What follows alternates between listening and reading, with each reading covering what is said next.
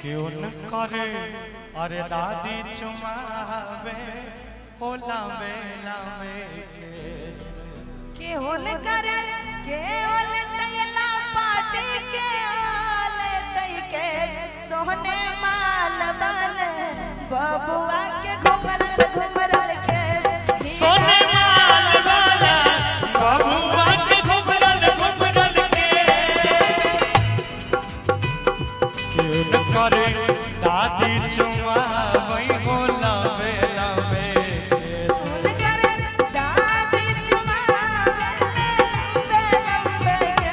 सोने माल वाला बबुआ के घुमरल घुमरल के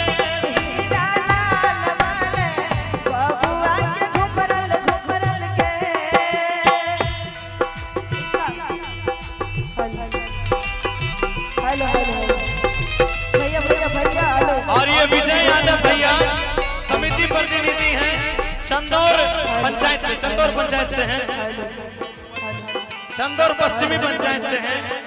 एक बार भैया के लिए ताली बजाइए और भैया की तरफ से 501 रुपए का पुरस्कार फिर हमको मिला है।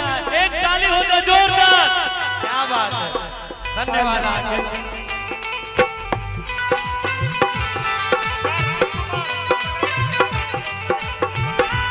और ये कार्तिक भैया है, इनके तरफ से 201 रुपए का पुरस्कार है, धन्यवाद आपको।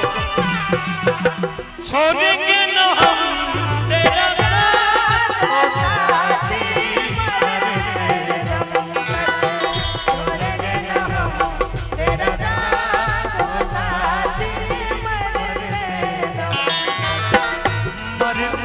दम तक, अगले जन्म तक, अगले जन्म नहीं, सात जन्म तक, सात जन्म नहीं, जन्म जन्म तक छोड़ेंगे ना हम तेरा साथ और साथी,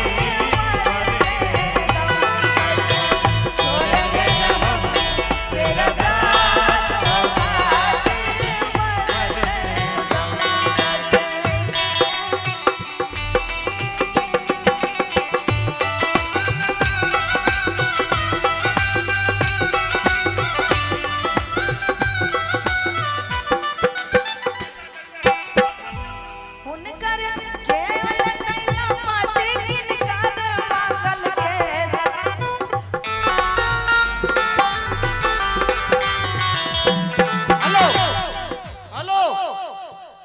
हमारे सभी प्रिय मित्र